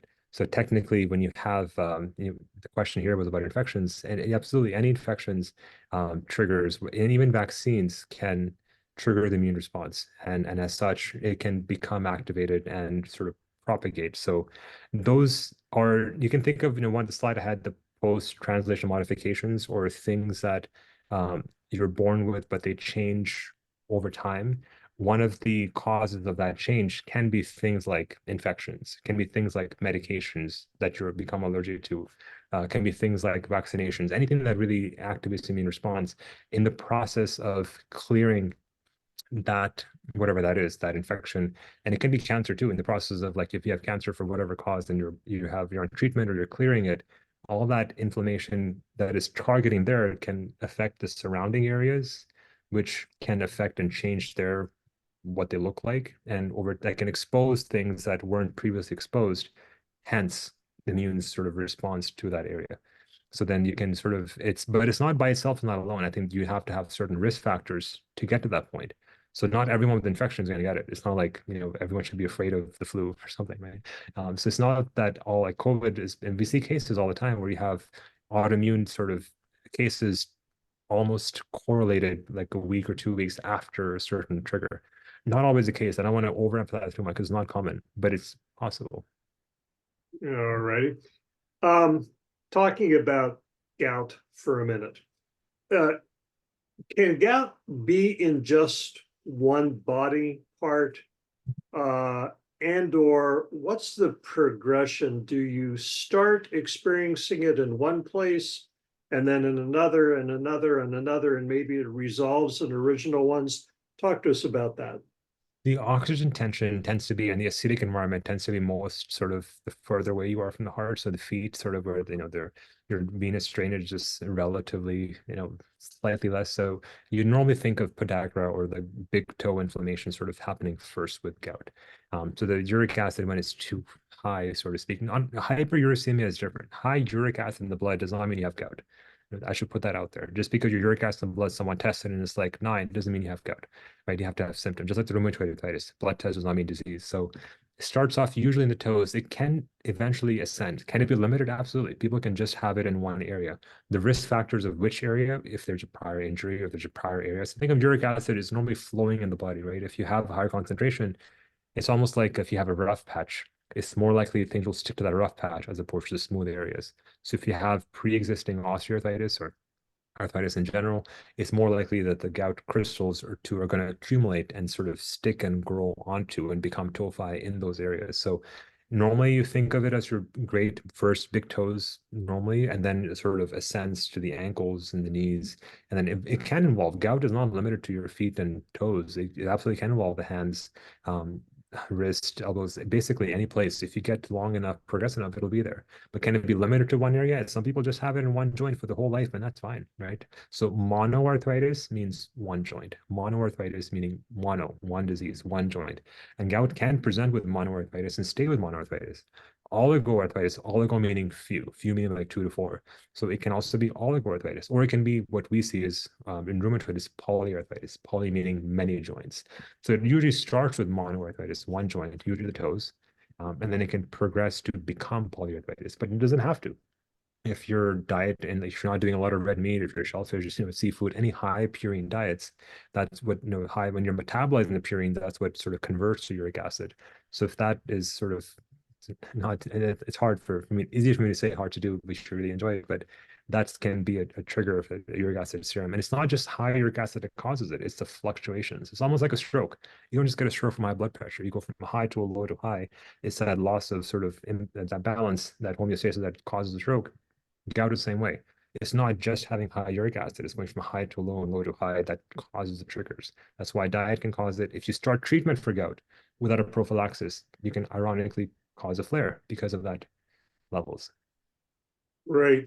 So, doctor, do you see the Q&A icon at the bottom of your window?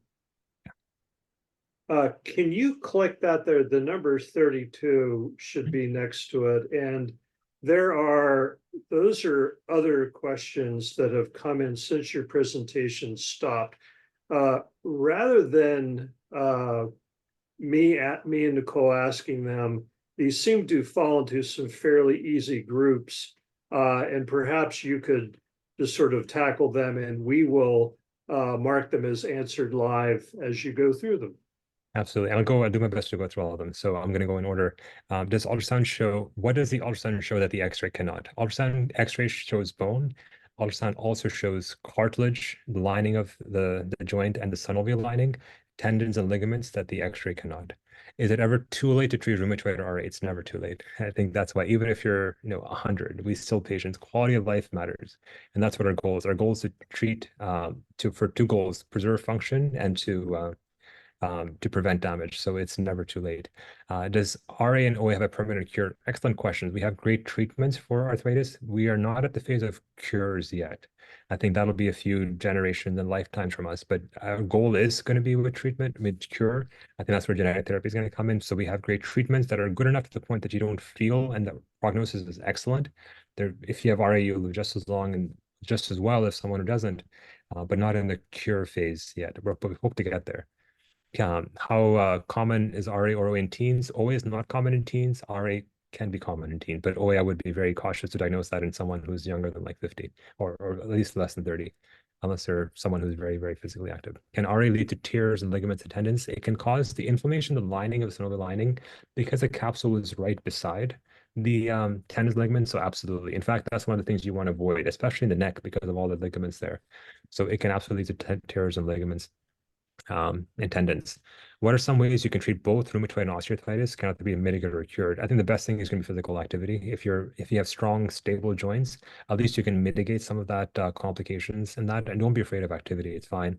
You do not need to suppress the immune system in absolutely not an osteo, and even rheumatoid. If you have nothing else, just over-the-counter anti-inflammatories, ibuprofen, naproxen, Celebrex, Mobic. These are good first line as long as you don't have heart disease or have ulcers in your stomach. If some person suspects they may have gout, what would they seek treatment from a rheumatologist, a primary care, or an orthopedist? Usually gout is not rheumatology specific. It most commonly is primary care, but it can be seen by rheumatology at the request if there's something that come up. One thing to note, if you have kidney disease, that does not mean you cannot use treatment for gout. It's not a thing. So you can use allopurinol even if you have kidney disease, even if it's high. There's no limit on that. Is it possible to get arthritis in your spine? The degenerative osteoarthritis, yes, and inflammatory arthritis. So there's a very specific category of inflammation just in the spine. Spondyloarthritis, spondy means spine. So there's the whole big category. So absolutely. They can both, most commonly it's non-inflammatory, but we are biased. We see a lot of inflammation in the spine, usually in the pelvis, the sacroiliac joint. We start first before it goes up. Do the antibodies have a specific resistance with respect to OA and RA? I'm not sure what resistance means. If I were to say, is it predictive? Yes. If you have positive antibodies, it's predictive of more severe disease. And that can mean that you may be more resistant to treatment and may require more aggressive treatment. And there's more risk for erosions. What would you consider the criteria for diagnosing anti-cardiolipin antibody antiphospholipid syndrome? Antiphospholipid antibodies or antibodies against antiphospholipids that are part of the lining of sort of the arteries and veins in your blood vessels. So they are criteria is based on blood clots, miscarriages, or positive blood tests. The more you have, the more likely, but you should have at least two of those. So the criteria at least has to be either multiple miscarriages or multiple blood clots that are unexplained, along with the presence of these antibodies. And if you have one of those two clotting episodes with the blood test, then you can support it. But the blood test should be repeated twice, at least 3 months apart, to make sure they're not false positive. Can avascular necrosis found on MRI be caused by autoimmune related disease? If so, what could the mechanism of action be that leads to AVN? Yes, I think so. And we don't see it much common in rheumatoid arthritis. We see much common more in lupus and other types of arthritis, especially if they've been treated for steroids for a long time. So more along the others, like the lupus-related connective disease, yes. And that mechanism is thought to be various steroids, and there's been a lot of research as to why it happens, whether it's because of the expansion of the bone marrow and the fat area is compressing it. Is it just because of the blood flow being less? But it's variable. Is it part of complication or treatment, or as a blood clots even? Antiphospholipid antibody. We just talked about that as one. When do you treat RA with biologics? Usually now you have a much lower threshold. You can treat biologics in RA, and you can start with them actually for all you need. There's really no limit. The guidelines are very clear on what works most. You usually start with the non-biologic first, because many people will do well on those alone. But if there's if evaluate every 3 months, if there's not a good response, you're so swollen, you're so stiff, you can't move, and your disease activity index, whatever you're doing is high, you transition over. There's a lot of options, no limit. You can do it as early as your first one or fifth one.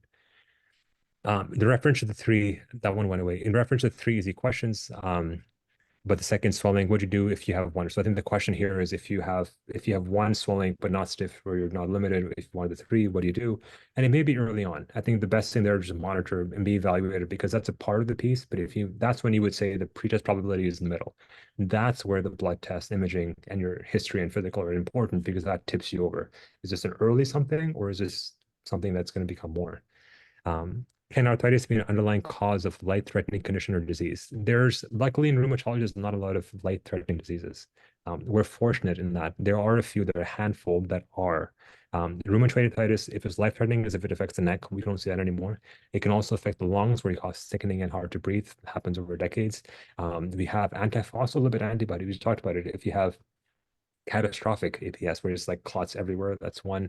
Affecting the kidneys, if you have like severe inflammation in the kidneys, can happen. So and especially with the lungs, if you have like trouble with the airways. So there's a lot of yes, life-threatening diseases, but thankfully in rheumatology they're not common, and not as much as they use, but we still absolutely, yes, they exist.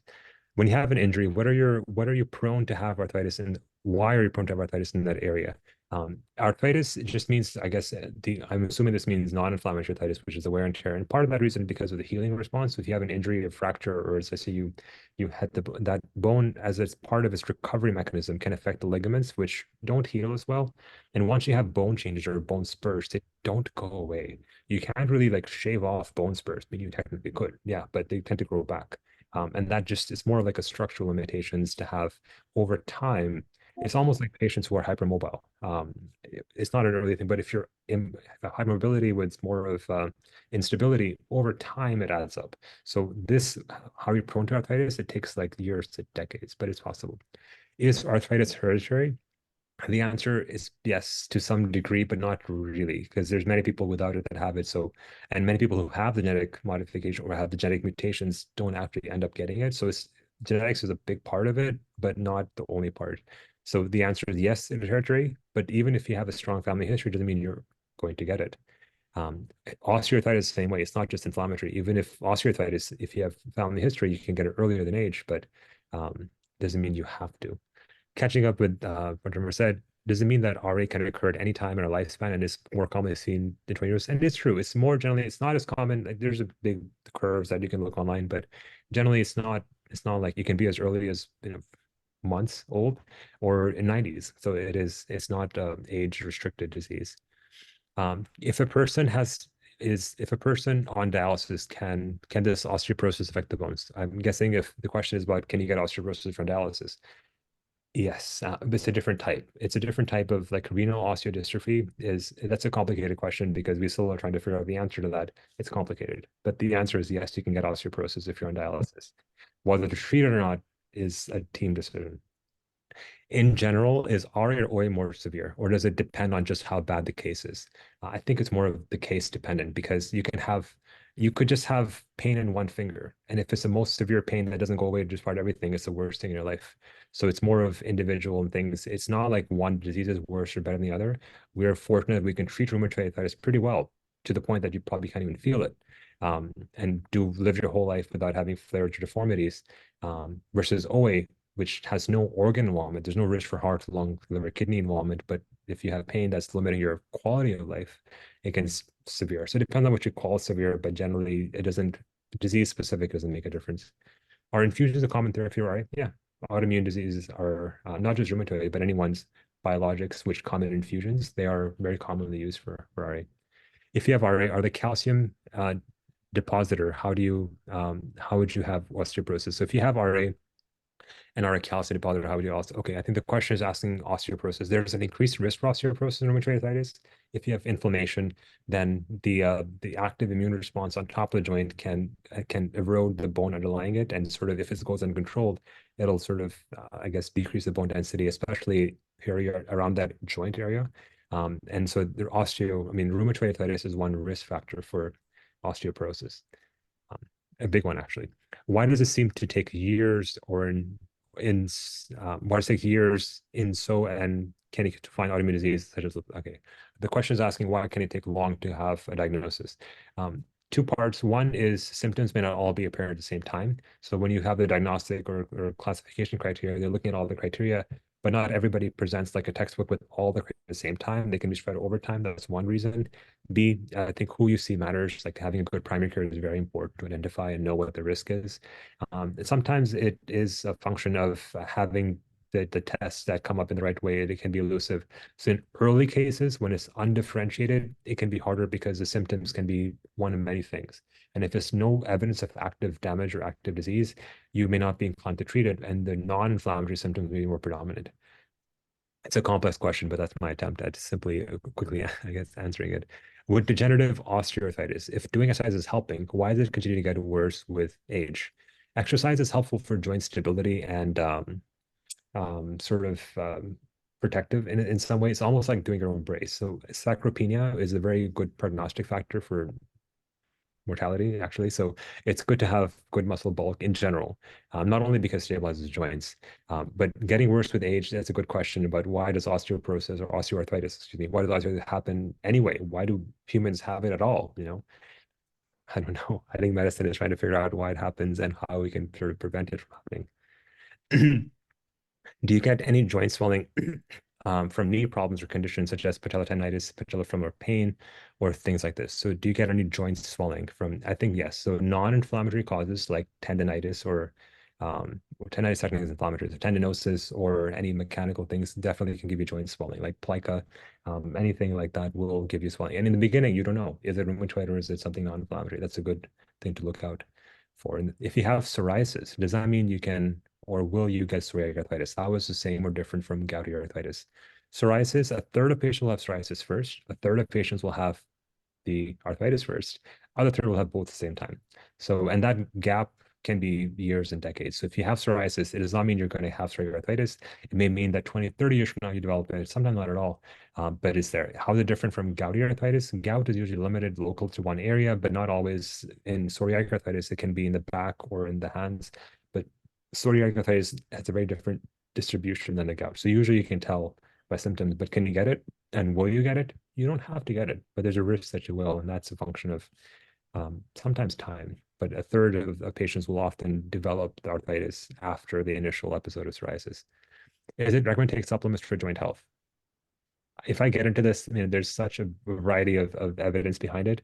I'm going to hold my opinion on that, and I'll say I'm not opposed to supplements. Glucosamine, concoitin have been shown, and there's a lot of different supplements. In general, I'll say it's not going to harm you. Is it going to help you? It's up for debate. I'm inclined to say personal opinion, not needed. But I'll leave it to you to say whether it's helpful. It's not going to harm you whether you do. What are the types of arthritis cause subluxation shoulder and locked joint feeling? I think that can be both. It doesn't have to be. A lot of times, if you have hypermobile joints, subluxation is easy. Rheumatoid can affect shoulder and osters. So technically, locked joint feeling, and if you just don't move your shoulder at all, like the frozen shoulder will give you a locked joint too. Diabetes are a higher risk for doing that. So it can be actually all of the above. Can having spinal injury, such as microdiscectomy or spinal fusion, increase your risk for developing arthritis? Sort of the opposite. I think the arthritis has led to that. I won't say that. The answer may be yes. Spinal fusion and microdiscectomy, yes and no. I think it's more independent. It's more of a practical. We know that patients who get partial knee surgeries are at high risk for osteoarthritis. I'll say I'll pass on that one. I don't know enough evidence on the orthopedic world to safely and reliably give you an opinion. But my personal opinion would be that not necessarily, but possible. What about uterine inflammation? What seed can one do? What about uterine inflammation? Not common. Uterine inflammation is not common. I don't think that's a part of rheumatoid arthritis per se. Not, I mean, it can be part of antiphospholate and different things, but I think uterine inflammation, I'm assuming that means like fibroids and things, not usually related with the rheumatoid part. I mean, it may be exceptions to that here and there as a systemic thing, but not as an isolated thing. If arthritis is genetic, can it be prevented or stopped early on? That's the question of the century. Is it? I think it's a double-edged sword, because if you do have a way of stopping early on, does that mean you should do it? Should we do genetic therapy if you have the option to do it? There's a whole ethics question behind it. As of now, we don't have a way of preventing it. We have a way of measuring it early, finding it early, but not preventing it in the preclinical things. There's no way to if you have no symptoms at all, if you're let's say 10, 15, 20 years old, and you may be able to get it, does that mean you should treat it now? Studies have shown that it doesn't make an outcome difference. Not what we have currently. How can RA or OA affect any sports player with running? There is a lot of research whether OA causes more early knee osteoarthritis, and the answer has been mixed, but generally speaking, no. You don't have to limit your activities if you have RA or OA. And generally speaking, you can be as active as you need to be within your own physical comfort and limitations. So generally, it can, but not necessarily. I think a lot of research has shown that it's better to be active, and it shouldn't be a worrying about for early osteoarthritis. And RA is not generally associated with activity or sports in general. What OA treatment could you offer for patients with CKD? You can't do NSAIDs. Duloxetine or Cymbalta is fine to try here and there, not sponsored. But I think a lot of this is just going to be conservative with acetaminophen and mostly just therapy, physicals. The more strengthened, the stronger your tendons, your muscles, the more stable the joint and more likely is there. It's a tough question because medicine hasn't really advanced for osteoarthritis. I wish we would, and there's a lot of work, but we haven't reached there yet. Is neuropathy related to OA or RA? Not necessarily either. I think rheumatoid arthritis can cause inflammation of the nerves, and neuropathic vasculitis is common. So, but OA can cause nerve sensitivity. You can get a lot of nerve sensitivity with it. A lot of patients with secondary fibromyalgia, you want to call it that. But if you had to choose, the neuropathy can be part of rheumatoid, but not as common anymore. Neuritis is not as common. It's rare, but it still happens. If a person under 45 begins experiencing arthritis in multiple joints that requires joint replacement, could that be caused by an autoimmune issue or another underlying issue? It is still common. It's not, being less than 45 doesn't rule out osteoarthritis. And especially if you have a strong, a mechanical, or not just center, but if it's clearly, if you see osteoarthritis and the indications for surgery are actually not imaging. The indication for joint replacement is if you have pain that's not getting better with, or basically intractable pain with not better with conservative management, and B, loss of function. So if you have loss of function, you can't do the activities, and you have intractable pain, those two are good indications that you may need to proceed with surgery. You don't want to start with surgery, and that's your last resort, but It does not mean you have to, if you get to that point, surgery is not unreasonable, but you would still want to make sure it's not an inflammatory type, and you want to control that first so that it's not contributing to the joint symptoms later on, or even contributing to the, and maybe sometimes you can prove it, your symptoms get better, that means you can hold off on it. But if you're thinking surgery because of the osteoarthritis, you should have clear evidence of osteoarthritis on some imaging or some objective finding. But the two reasons are not imaging. If you have loss of function or intractable pain. What are the differences? What are the different characteristics between dermatomyositis, Sjogren's, and RA? Dermato meaning skin, myo meaning muscle, eyes meaning inflammation. So dermatomyositis causes usually shoulders and hips weakness, and pain. Sjogren's causes sort of this non-inflammatory arthritis. I mean, sort of this weird arthritis. It can be inflammatory, almost like rheumatoid. So RA and Sjogren's have an overlap. They can cause inflammation that something looks similar. Dermatomyositis can also have arthritis in a different way. So I think there's a lot of different system involvement that is different. Sjogren's is more dryness, RA is more of like joints, and Sjogren's can be other nerve and stuff. Dermatomyositis is usually muscle and skin, but the arthritis can be truly, in a quick word, similar. So they all can have inflammatory arthritis, but they look slightly different. But in general, if they're all the inflammatory type. Can ESR and CRP blood test results be affected by taking anti-inflammatory drugs like naproxen in the day or prior to having these blood tests drawn? I would like to say I don't have clear evidence. I don't know of study that actually tested that, but if I had to give an opinion, I would probably say not necessarily. Of course, if you're on prednisone or corticosteroids, of course you're gonna have a much more rate of false negatives. But the non-steroidal anti-inflammatories, if you have ESR is not as quick and CRP is not. I don't think it's going to dramatically skew the results to the point that you have to hold it the day of.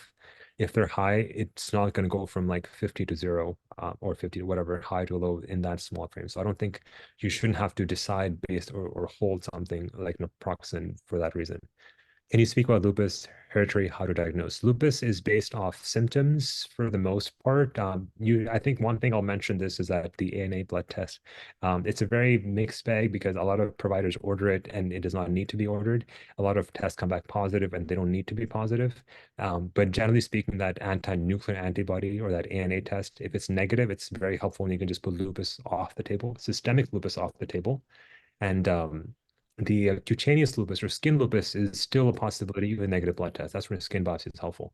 But if you have a negative ANA, you can just put lupus aside, at least for the time being. But the symptoms generally are what organ involvement. If you have low blood counts, if you have kidney protein or blood, if you have any trouble with the skin, with the butterfly rash, and if you have like the ulcers, and the joints are a part of it. Lupus does have arthritis component to it.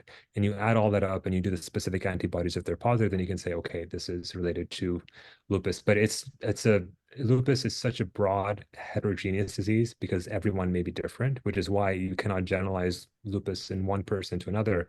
And then part of that reason is why it can be initially hard to diagnose because it may not be your case.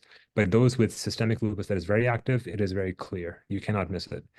The blood counts, all the labs will be sort of pointing in the same direction, along with symptoms too. What medication are best for treatment? I'm assuming that means for lupus. It depends on organ involvement. There's a very big wide variety.